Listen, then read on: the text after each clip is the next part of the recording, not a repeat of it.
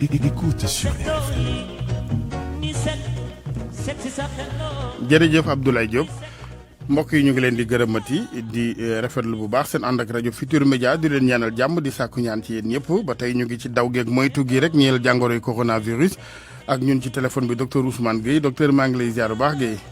delloo ziar El Hadj Assane. naka njaboot gi ça va alhamdulilah sant yàlla. alhamdulilah seetlu gi de mooy yëf yaa ngi bëgg a jebbiwaat nag ca moo ne amoon nañu yaakaar bu ñu demoon ba 3 cas. waaw mais yëf yaa ngi jebbiwaat ay 80 cas 100 cas. wax dëgg yàlla doy na waar. waaw wax nga dëgg El Hadj Assane maa ngi lay nuyu. di la ziar di nuyu auditeurs et auditrices yi yëpp. waaw di leen jaajëfal rek comme toujours nu ñu koy waxee rek. très bien. te li may wax ni sama jëwriñ suma kilifa moo ma ko waxloo nee na ma saa yoo jëlee kàddu rek. féliciter ma encourager ma waa groupe Futurs Médias. jërëjëf à travers ñoom tous les journalistes. merci vraiment particulièrement El Hadj Assane ñu ngi lay féliciter di la remercier. jërëjëf Guèye jërëjëf. xeex bi dugaat nañu ci bu fekkoon ni sax ba nañu ko ndax am nañu ko bawoon gaa. tout à fait waaye gis nañ ni état bi mu ngi sàkkuwaat colum masque gi. waaw ba ñuy teg 400 yoo xam ne sax fay nañ 3000 francs. tout à fait muy mesure bu am solo. muy mesure bu am solo xam nga El Hadj Assane dañu ko yàgg wax. ni feebar baa ngi fi ba léegi jógewu fi. xam nga boo ñëwee 48 heures nga am 180 cas. téeméer ak juróom-ñett fukk. nga tourné ci loolu gis ni lu raw téeméer yëpp transmission communautaire la. du pour tiital kenn waaye war nañoo taxaw xoolaat. nee naa nit ñi explication scientifique yi baax na trop lu ne am na fi. nit ñi ku ne mu ngi expliquer. mais lenn wóor na li tax mbir mi yokku mooy bàyyeeku bu ñu bàyyeeku. loolu moom wóor na kenn mënu koo dindi. donc ba tax na war nañoo mën a delluwaat bàyyeeku boobu ñu jël ko sàddi ko fële ñu jàmmaarloo ak mbir mi te jàmmaarloo bi warul compliqué du mesure yu bare lu mooy takku masque. lu mooy raxasu lu mooy distanciation. mooy geste barrière. waaw geste barrière parce que loolu moo am solo. docteur li tax xeex bi ñu war a gën a takku bi yoon mooy ci njëlbeen sax. bi noon bi di egsi fekk nañu ak doole. maanaam ci wàllu xaalis. ci wàllu kër docteur ci wàllu jumtukaay mais instant bi bis bu ñu seetaanee ba mu jebbiwaat maanaam ci gàttal lu mu jaral corona ngir toog fi war nañ ko jaral pour dàq ko. bilaay xam nga bu jiitu réew. taxawee ne deuxième vague xajul suñu koom-koom. suñu koom. oui ne ñu deuxième vague xajul suñu réew. wax dëgg yàlla ñun ñëpp war nañu xam ne moom moo ñu ëpp information. moo ñu gën a xam le réew mi attan. donc bu demee ba wax loolu rek. ñun ñëpp war nañoo topp ci gannaaw loolu. defe naa loolu lu muy lu am solo. première vague wax nga ko ba mu amee. buñ ko mënee tuddee noonu sax première vague ou deuxième vague parce que man dama naan tout première vague ak deuxième vague continuité bu fi am la. voilà li ñuy wax pousser rémission ci médecine. waaw xam nga bu ñu toogee période boobu. ñu jël def effort sursaut national. jël xaalis bu takku jéem a dimbali ñi néew doole jéem a dimbali kër fajukaay yëpp. mais bi yoon loolu mënta continuer. mënta am. et deuxièmement waruñoo xalaat wala ñaan di àgg ci mesure restrictive yi strictes yooyu nga xam ne dañuy confiner nit ñi ak yooyu. waaw maintenant pour le respect des gestes barrières. baal ma Guèye. dégg naa Ablaye Tine maître Ablaye Tine maa ngi koy ziar. moom droit rek la wax dëgg yàlla sax li mu wax ay droit rek la mais dellu assemblée. voté fa loi tegal tëralin c'est pas compliqué député yi saa su ne ñu ngi taal seen oto dem fa ngir ay dogali politique. kon bu laajee sax ñu demaat assemblée defaat ay tëralin rien que pour l'application de ces gestes barrières mais nan ko def loolu koy amul complication problème bi du ay naan li ñu war nañ leen woowam déet mais problème bi mooy kenn bañ a génn ci penc mi ñàkk a sol masque bay am nag sañ-sañu wàll nit ñi. waaw gis nga xam nga man en tant que médecin. juriste yi du ma leen sànni xeer waaye dama naan tey jii bu dara desatul lu mooy intérêt national lu dara desatul lu mooy sauver la vie des Sénégalais am na yoo xam ne sax warul mën a am contrainte dañu ko war a appliquer ne nit ñi def leen lii mais li mu wax compliqué wul sax même loi bi ma ne pour dem xam nga bu dee député boo xam da nga naan ma dama banque yoruma oto yoruma carburant mais loolu lépp état bi daggal askan bi daggal na la ko nañ dellu suba rek ñu tëralin yooyu yëpp ñu wote ko warul mën a compliqué on doit pouvoir le faire bu fekkee loolu mooy dimbali warul nekk débat légalité loolu waruñ ko def débat man dama ne loolu waruñ ko def débat warul mën a nekk ci ay polémique ak yooyu loolu on doit pouvoir le faire très rapidement loo xam ne arrêté yoo xam ne mu ngi fi en vigueur ñi exercer application rigoureuse defe naa loolu moo am solo gis nga arrêté bu fekkee mu ngi fi arrêté bi kenn jeexagul war nañ ko mën a nu mu tëddee application mu ngi fi ba léegi war nañ ko mën a appliquer normalement il faudrait que ñi ñu chargé à l'application ou bien à veiller à ça à l'application ñi taxaw ci ba mu mat sëkk comme ni ñu ko commencé nii defe naa loolu bu ñu ko defee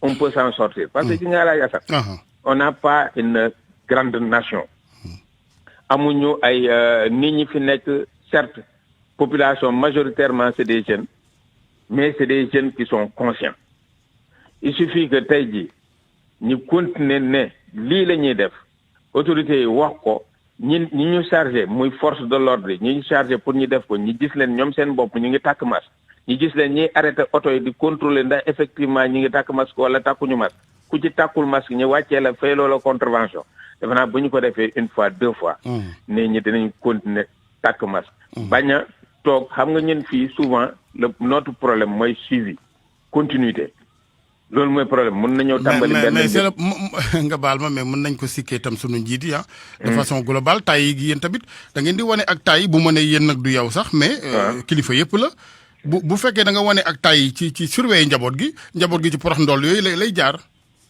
waaw loolu il faudrait qu'on appelle à la conscience de tout le monde. parce que application bu leen tëwu leen wax dëgg yàlla gis nañ ni démb rek am na mbedd bu ma doon jaar ñu fatt ko parce que dañ faa bëggoon a jëlee ay ñu fa sànce woon mais la gendarmerie était là et vite fait quoi amul kenn ku protester li ñu bëgg a def dañu koy def quand même lan moo tax ceetaan gu rëy gi xam nga à un certain moment man explication yi bëri nañ mais dafa ne dama ne explication yooyu yëpp jaru ko duñ ñu jox benn raison tey mun ñoo dimbali fenn tey ji li am moom mooy constaté nañu ni effectivement mbas maa ngi nii di ñëwaat encore ak doole suñu réew nan la ñuy def ba arrêté ko la ñuy def pour arrêté ko amul 1000 chemins amul 1000 chemins benn rek la mooy geste barrière mooy li ñu doon wax mais loolu aussi dafa war a ànd ak mesure administrative yi strict yoo xam ne mën nañoo jàppale nit ñi gis nga même rassemblement yi ala yasat il faudrait que ñu arrêté ko complètement justement loolu professeur Seydi junj na ko ca xam naa ni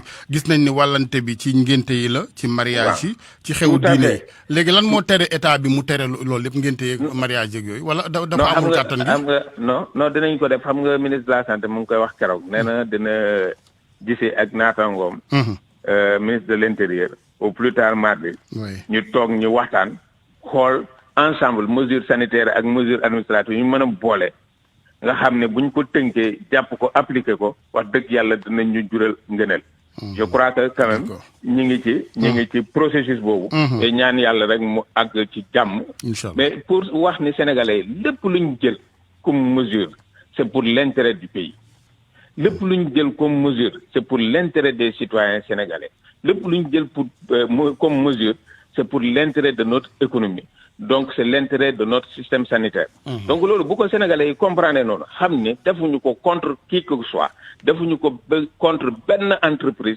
mais dañu ko def pour Sénégal mën a mucc ci pandémie bi ci mbas mi de telle sorte que ñun suñu bopp ñi mën a am suñu vie bu normal mais aussi suñuy doom suñuy sët ñi nekk ci avenir bu certain boo xam ne wax dëgg yàlla dinañ am ni am nañu santé am nañu économie am nañu société bu taxaw defe naa loolu il faudrait que nit ñi comprendre ko noonu ñu dimbali parce que quelles que soient les mesures yu autorités yi mën a jël tant que la population ne participe pas tant que la population n'est pas engagée du sotti.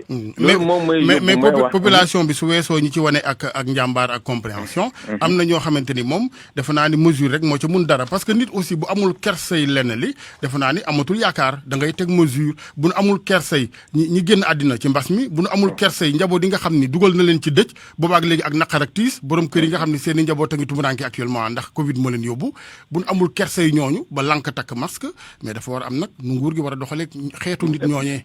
bien sûr loolu moom dañ ci ànd bu baax a baax. parce que am na ñoo xam ne boo il suffit nga wax. ñi def mais am na ñoo xam ne yat moo leen di tax ñi nekk sur le bon chemin. là en ce moment l'autorité sera obligée d'exercer toute son autorité sur ça loolu moom. c'est fondamental mënta ñàkk et tout le monde ñëpp def na war nañ ci mën a ànd parce que mooy li ma doon wax rek. du pour autorité bi. du pour man du pour yow Alaaji Assane. mais c'est pour notre nation. justement waaw te nit ki soo nekkee républicain nga gëm sa dëkk gëm sa réew vraiment am na yoo xam ne doo nangu mu dugg sa réew. très bien ñu jeexale vaccin bi xëy na bu ñàkk amoon sax ñu noppalu. waaw ñu ñàkk ñi bëgg a ñàkku. mais est-ce que ñàkk bi dinañ ci jot ak yombal et cetera et cetera. incha allah mooy li ñu waxoon rek mooy suñu ministre lu mu wax rek. Sénégal mu ngi ci disposition pour acquérir vaccin si toutefois que communauté scientifique adopté na ko OMS homologué ko Sénégal mu nga ci surtout ñu ngi ci comité africain boo xam ne mu ngi pour acquisition vaccin yooyu dafa naa loolu amul benn problème mais Alaaji Assane li am solo te danga may rek ma wax ci mooy nit ñi commencé nañu di véhiculer des informations yoo xam ne baaxul ci réew mi parce que ñu ngi commencé naan vaccin bi lii lay def vaccin bi day rey nit vaccin bi day et je crois que quand même nit kenn warul bëgg réewam ba mu romb vraiment jëwriñ ñi fi teg ñun mënuñoo gën a bëgg ñoom mënuñoo gën a bëgg suñu réew donc par conséquent kenn du fi dugal loo xam ne dina lor sénégalais mënta nekk vaccin buñ demee ba koy indi day nekk vaccin bu wóor day nekk vaccin bu gën ci sénégalais yi te day nekk vaccin boo xam ne wax dëgg yàlla kenn du ci am li ngay laam-laamee je crois que loolu aussi il faut que ñu jàppale ñu médias yi jàppale ñu ñuy wax parce que maa ngi gis ci internet yi ñu commencé di véhiculer ay information yoo xam ne vraiment baaxul suñu réew dina delloo nit ñi gannaaw te dina tax yeneen jàngoro dugg bu dëgg la parce que bu tiitalee nit ñi ci vaccination rek dañuy boole maasale vaccination yëpp alors que wax dëgg yàlla justement loolu problème responsabilité la c'est ça waaw il faut quand même nit ki lu ngeen bokkul lang-lang ñu nangu ne Sénégal am na état bu responsable depuis indépendance ak léegi waaw loolu moo ñu fi bañul ñëpp loolu il faut qu'on le reconnaisse quand même c'est ça tout à fait merci docteur Ousmane Gueye merci beaucoup Alaaji Assane ñu ngi lay gërëm bu baax Gueye bonne journée professeur Daouda Ndiaye maa ngi lay ziar professeur Alaaji Assane maa ngi lay ziar maa ngi lay nuyu maa ngi lay fay maa ngi nuyu sa mbokk auditeurs yi RFM yëpp. jërëjëf Ndiaye naka njaboot gi ak weekend bi. waaw sant bu baax di moytu di muñ rek. waaw moytu gi de moytu mais malheureusement li jafeel moytukat yi mooy ñi moytuwul ñi nga xam ni ay cekkete lan yëgaluñ seen bopp dara ñoom nu ñuy def ak ñooñu. ñu baal ma moom kaa moo tax ma ne na ñëpp di moytu rek. buñ ko saxee. parce que pandémie bi dafa am man sama fan yi dafa am ñaari en fait lu ma ci taxawaat di am lecture. Avec rebondissement bi je pense que maa ngi nuyu également suma mag docteur Ousmane Gueye. di ko féliciter ci taxawaayam ak vraiment ak ci surtout ci discours am. discours apaisant responsable. dëgg la ça c'est vraiment à nous dire mu continuer ci. am na lu mu wax c'est-à-dire que te Alaaji Assane loolu yàgg nañ ko wax. xam nga jëloon un exemple xam nga on parle de relâchement moom mu ne dafa affaire dafa war am continuité. parce que en réalité c'est valable pour tout le monde. pour man pour yow pour ñun ñëpp. y compris pour le système. il faut que ñu commencer inculquer c'est-à-dire que ci bopp nit ñi pour ñu ñëpp que feebar tant que jeexul au niveau planétaire ci àdduna fépp avec les mouvements de population yëpp yoo xam sont des maladies yoo xam dañuy waxante dañuy jàpp na mesures yi ñu ci teg rek dañ ko war a di continuer ba mu jeex. c'est-à-dire que tant que loolu góomewuñ ko te mesure nag du nekk mesure bii dañ koy wàññi bi dañ koy yokk. les mesures restent les mêmes. mesure barrière tey je pense que xale bi soogu jur sax boo ko laajee dina la ko wax parce que ñoom sax dañ koy def. donc je pense qu'il faut impérativement ñu continuer ñu gëm loolu que tey même buñu demaatoon parce que scénario bi ñu bëgg mooy mën nañu waxaat nañ que muy population bi que nit ñi ñu teg leen lu ñu àttul ba ñu wàññi ko population bi ñu wax ñu xam ne également même bu wàññiwaatoon ba nekkoon un cas it tant que jeexul ay rebondissement mën na am. sinon day nekk ay ping pong dem ñëw ba finalement. justement day andi beneen affaire boo xam xeetu rupture yooyu mooy kii léegi est-ce que mënuñoo fexe kon ci bu ñuy tëral mbir yi ñu systématisation bi commencé ci wàllu tëralin yi maanaam ci wàllu masque yeeg yooyu ak contrôle yi léegi ñu systématiser ko ba nga xam ne ku ne xam nga ni ba yàlla bële su ma fay jaar am na contrôle nangam mais ñu bañ ko teg tey lever ko ginnaaw suba indiwaat bu yàggee nit ñi dañu foon sax ñu am pola waaw. jërëjëf Alagassan. te ñu fekk aujourd'hui te comme je dis c'est-à-dire que day mel ni un pop wala dañ naan li ci war ci rigueur amu ci. parce que ki ngay alimenté 3000 francs. oui y a 1 mois xamoon nañu bu ko defee ñu alimenté ko. te même mesure yooyu changé wul même loi bi même en fait arrêté bi dañul. donc en réalité fekkente ne loolu laa xam xaw ma dara ci wàllu yoon nag. dama yaakaar rek loolu la. donc loolu bu amee ñooñu warul toog 1 jour wala 3 jours wala 1 semaine gis ñu leen ñu def ko et puis on dit comme c'est il faut ba autorité ñëwaat wax. ñu soog a ñëwaat moi je pense que dafa war a am continuité. te loolu il faut que ñu gëm ko ñu xam ko. parce que pourquoi on le dit Alagassan ba tey nit ñaa ngi faatu. ba tey nit ñaa ngi faatu donc ba léegi mérab di baa ngi fii. dëgg la te même bu dee benn la ñaar la bu amee benn décès rek problématique la. donc il faut que ñu dimbali loolu et deuxième lecture bi mooy comme nit ñaa ngi faatu bu ñu fàtte également comme ni ñu ko doon waxee au-delà des mesures barrières les personnes vulnérables. ñi nga xam ne jotoon nañ à benn âge bi ak ñi nga xam ne comorbidité ñooñu ñu continuer di saytu seen yaram. ñu continuer di leen jox priorité y compris dans les propres familles. te loolu je pense que am na benn anecdote bu may déglu maa ngi koy déglu keroog seen jàkkaarloo bu ma dund di ko wax di ko toog bay wax yaayam. di waajuram bu digga naan même ñoom ni ñu ko doon xoolatuñ ko noonu. anecdote nag par rapport ak ñeneen ñi. ça veut dire quoi c'est-à-dire que aujourd'hui ku nekk ci ñun ni nga doon xoolee sa waajur démb ci ko fekkoon foofu tey la war a gën a taxaw. parce que yëpp jeexul. dëgg la on parle de vaccin ñëwagul on parle de choses ñëwagul pour le moment les mesures barrières en tout cas ñi ko defagul ñu bëri gis nañu am na recul. te loolu population bi également pour man. patriotisme foofu lay commencé. dëgg la loo xam ne laaju ñu ci dërëm. dañ la koy wax def ko ngir yàlla rek defal ko sa bopp. même bu dee mu sa bopp la. maintenant Alagassan am na foo xam dama ciy rebondir. aussi bien relâchement amoon na ci wàllu mesure yi mais la vérité également aussi bien relâchement amoon na ci wàllu solidarité. daan nga dégg très souvent gars yi def ay 1000 masques fii gel. mais déggatuloo ko. dëgg la au début de la pandémie combien de ministères combien d'organisations.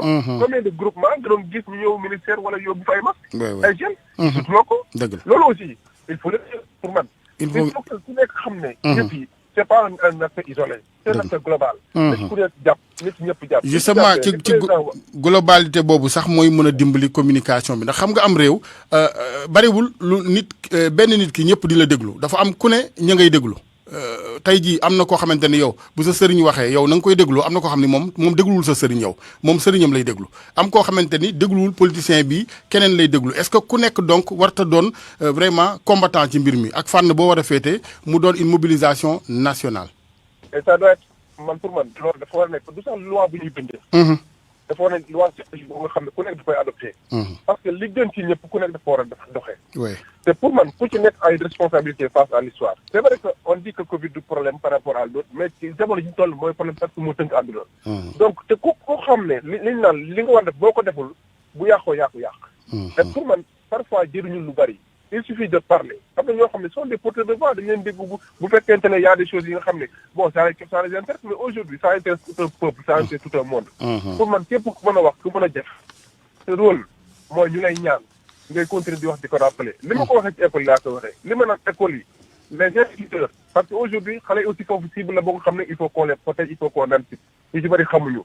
li ñuy féliciter jàngalekat yi ak ñi ko yor également nga xam ne dañ leen ci ñaax. chaque jour chaque heure ku ciy def cours même bu dee 1 minute nga revenir sur les mesures barrières. wax xale bu demee mu wax waaw juróom. loolu la ñuy wax également tous les leaders. tout koo xam ne yaa ngi ci institution fenn te boo waxee dëgg la. waaye looy mën a def it nga fàttali ko je pense que c'est extrêmement important parce que ñu bëri dañu la donc fàttali ko dafa baax ci àdduna. donc on appelle encore à ces leaders. ñu doon ci les leaders communautaires bu ñu nee leader communautaire ñëpp a ngi ci biir nag. ñu xam ne la encore une fois combat bi seen combat la ñoom ñoo ko du moom suñu ñoo ko gagné woon y a pas eu de combat gagné pour le moment mais le résultat yi pour qu'on le dise ou pas la lutte bu ñu ko def au niveau communautaire et y a les leaders. donc ñu dañ leen gën a ñaañ.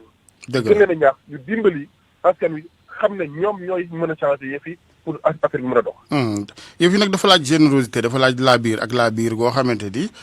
xam naa ni am na mbir sax ku nuy fekk ngay nelaw ñu yee la sëlam la solal la mbubu xëcc la ca penc ma pour nga dox ko ça veut dire yow sa bopp problème nga waroo xaar loolu lépp sax ak bërit la war a doon.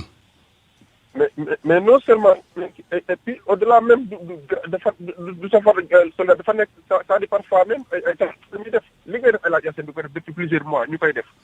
mais on le fait pour le peuple.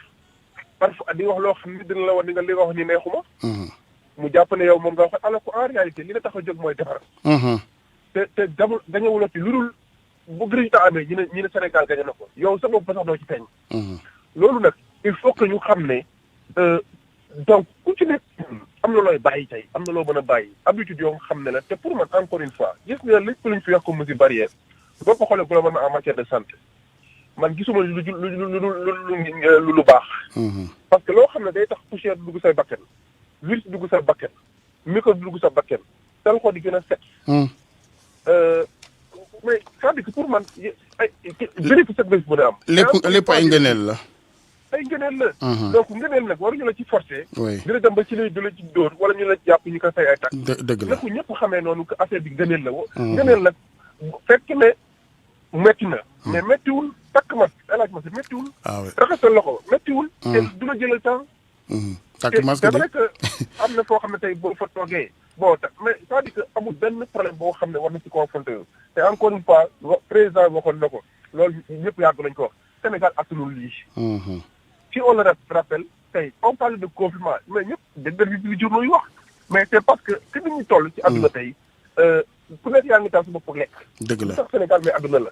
donc pour ñun ñu gagné ko nag ñëpp gagné ko il faut que ku ci nekk ci ñun jàppale 16 millions yi bu ku nekk ci 16 millions jàppale boo ci jàppale xeex bu di dem. dëgg la ñëpp jàppale rek mu sotti. ak danger bi mooy ci bu dakkul maar day im ci ak ñàkk la ñu jëmee xam nga ñàkk moom baaxul ci penc ndax dana yàq ba yàq diine nit ñi danañ dem ba xol yi dina gën a loolu ensuite diine ji yàqu ngor daal di toxu lépp dem moo ak ñàkk moo baaxul ci gàttal. mais te ci wax nga lépp El Hadj Assane. wax nga lépp ñàkk moom lu yàqu moo ko yàq. parce que nit boo xoolee parfois frustration yi. li ko indi parfois sama genre bi su ma demee sama poste man rek loo ma waxee man damay mer. te mer googu mën na indi lu nekk. dëgg la dëgg la te loolu pour ñu bañ ci egg. encore une fois même avant la. fagaru rek. pandémie yu ci am Afrique attanuñ ko ñu amuñu alal bu fekkee ak tuut la ñu am nag te ñu si bëri dañuy daan seen xëy dañuy xëy daani seen doole wuti. mais gis nañ ne daan doole boobu sax mënatu am ñu bëri amatuñu xaalis. waaw li ko indi mooy Covid bi la. c'est vrai li ko mën a changé mooy delluwaat seen liggéey pour mu am. il faut ku nekk jàpp ji. respect bu xool ne yow non ku nekk war a def wala état moo ko def jàppal ne yow yaa état. dëgg la jàppal ne yow yaay docteur bi jàppal ne yow yaay El Hadj Assane. jàppal ne yow yaay kii war a responsabilité. parce que bu ñu ñëpp amee. ñëpp a ko bokk. bu ñëpp ñàkkee ñëppay ñàkkandoo te malheureusement ñi gën a ñàkk rek mooy sama genre yi nga xam ne ñun ñoo dëkk ci gox yi nga xam ne xaalis bëriwu fa. ñenn ñi bu kiyee ñu dem seen yoon dem feneen ah. ñun ñi nga xam ne Sénégal la ñu am nag.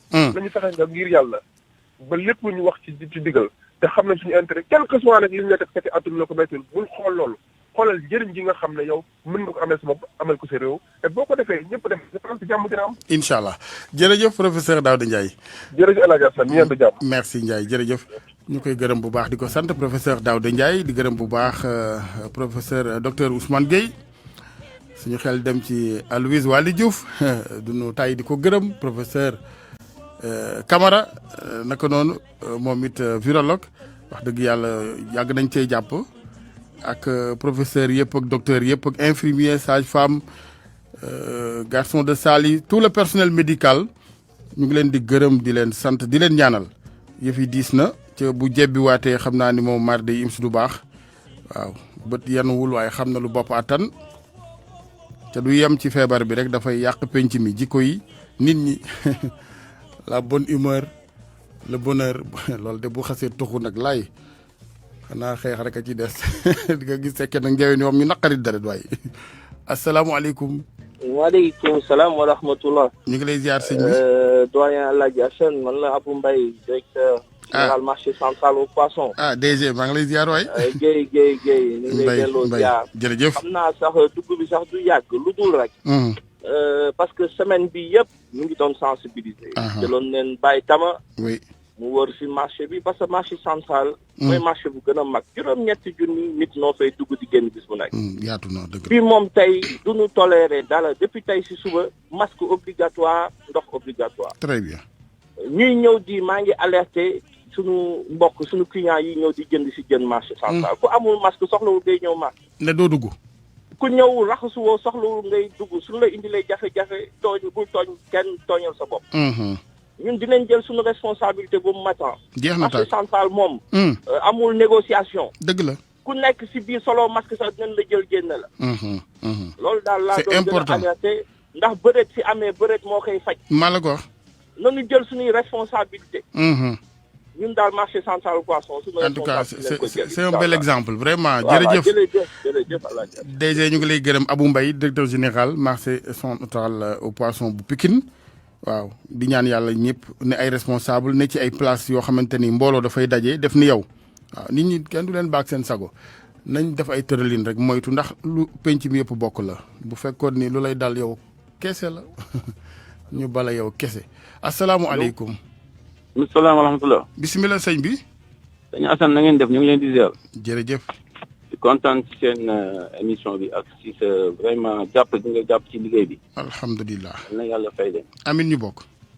bon man daal li ma bëgg a wax ay conseils laa bëgg joxe. di ko njëkkee sama bopp. waaw. li ma jàpp nag mooy ab jullit su ko yàlla defalee xéewal dafa war a sant yàlla. te ñun yàlla defaloon ñu xéewal ba affaire bi dellu ginnaaw ba àdduna bi yëpp dañu saluer. dëgg la.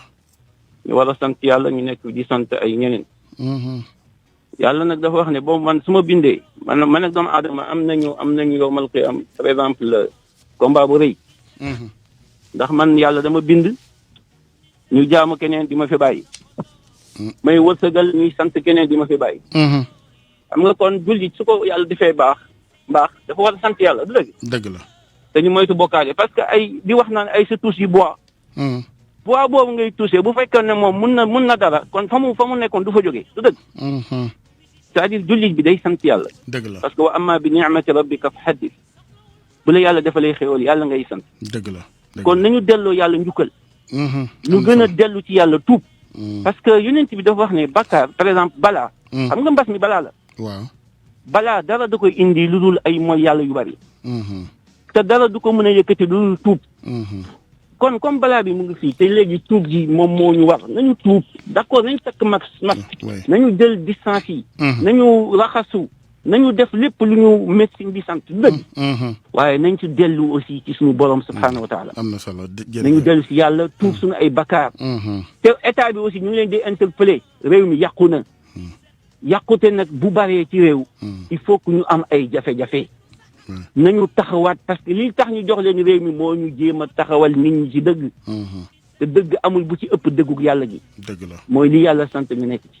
merci bi ci des mooy nañuy delloo njukkal yàlla maa ngi leen di vraiment sant. jërëjëf di leen gërëm quoi. jërëjëf ci li ñu dolli yow tamit am na solo lool wax dëgg yàlla delloo njukkal suñu borom sant yàlla sant keneen ku dul yàlla njuumte gu rëy la asalaamualeykum.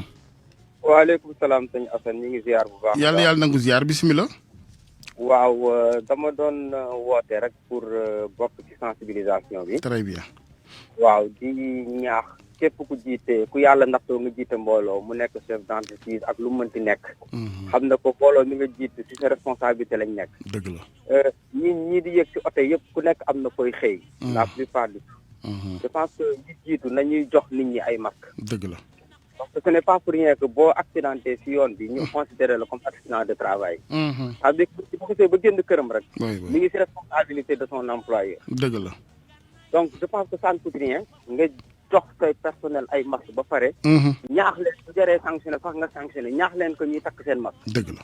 je pense que combat bi bu si ñëpp jàppee mën na réussir mais bu ku nekk toog rek naan état bu la nit ko parce que xëy na nit ki aussi amul lu mu jënde masque. donc fi muy xëy war nañ ko mën a jàppale. dëgg la masque agéri sax léegi prix bi wàcc na. ah oui. donc dañ jox nit ñi masque ñaax leen sensibiliser leen bu ku nekk defee sa rôle sensibiliser sa kër. ci jiitu entreprise sensibiliser ñi mu jiitu. ci ne si marché bi yor magasin am na ñoo xam ne si moom lañ dépendre. si moom la ñuy liggéey. dëgg la ñaari nit sa responsabilité lañ nekk. parce que ëllëg dinañ la ko laaj. maa la ko wax. jërëjëf c'est important li nga wax noonu. nañ ci bàyyi xel bu baax a baax. dëgg la jërëjëf c'est important.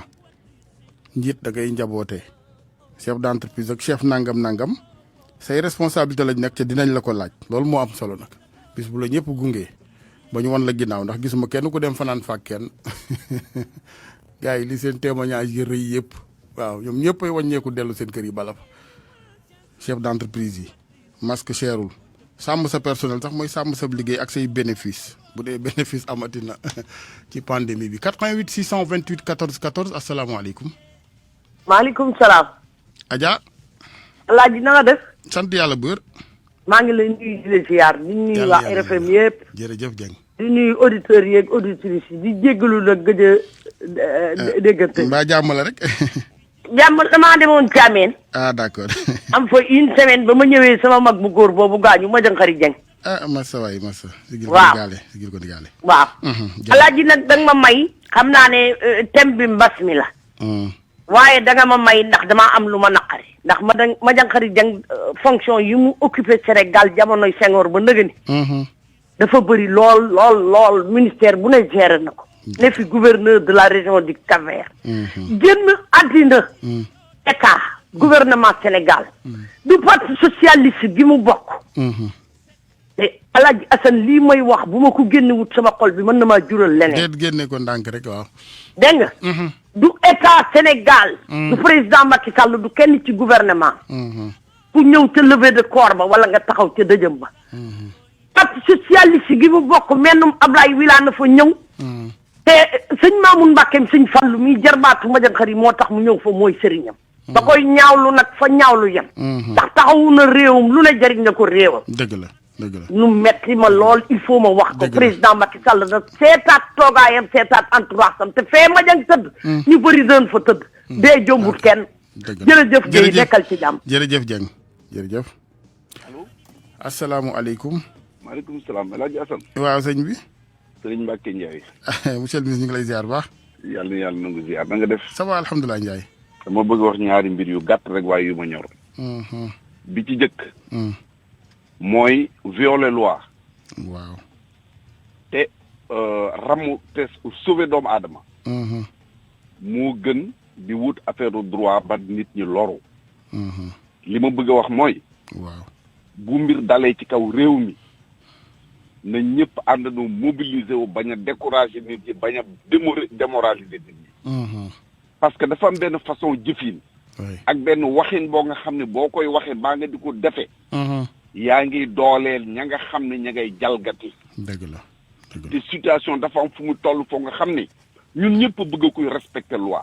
ñun ñëpp ñuy bëgg luy jaar ci yoon. dëgg la waaye sauver doomu aadama sauver bakkanu doomu aadama yi génn mbas bi ci réew mi. moo ëpp solo leneen lu ñuy mënti wax. dëgg la te ñun ñëpp xam nañu état ni muy doxe léeg-léeg nga gis benn situation am assemblée nationale gii ngeen di wax. toujours ngeen gis assemblée voté loi yoo nga xam ne day régulariser lu amoon ba weesu. parce que lu ñu këtt lu ñu jot na koy faj. dëgg la donc nañu bàyyi façon wax yoo nga xam ni même bu ñu ko waxul ñëpp xam nañu politique tax ñu di ko wax te taluñu politique. li ñu tal mooy sauver askan wi. dëgg la loolu bu taxawee ne ñëpp àndandoo mobiliser wu yëkkatandoo dóorandoo ñu génn nekkuñu ci jamono yi kii def lii surtout ay responsabilité jamono yi ñu nekk mooy fexe ba mbas bi génn définitivement ci réew mi. mais askan wi ci boppam kay ñoom ñoo war a déglu rek seen njëriñ man parfois neewoon naa la comprendre ma sax cette attitude suicidaire lu tax nit ñi bëgg a xaru nii rek. man jaaxal dama de nit ñi dañoo sonn wala lan la. yow lii day rayee moytu ko kooku dafa jar sax ay discours ci rajo ki télé ki internet bi pour nga topp ko yow koy dawal rek.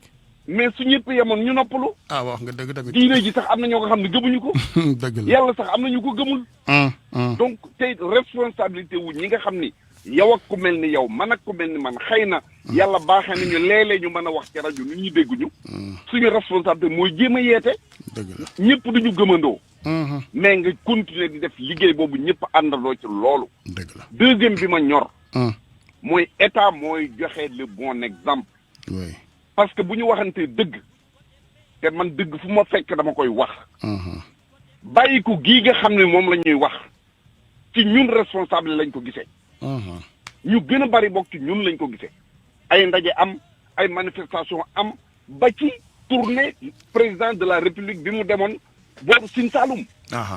parce que boo jógee doon kilifa yow na nga bëgg a doxale ak ña topp sañ ginnaaw xëy na duñ doxale noonu. moom xëy na yéene moo doon jóg moom dem nemmi ko ci ay baykat waaye man maa nga fa bëgg a wane mbooloo keneen bëgg a wane leneen keneen bëgg a wane leneen mu jur musiba donc état bi ci seen bopp responsable yi ci seen bopp ngay ministre ngay député ngay lu mu mënti doon nañu joxe le bon exemple.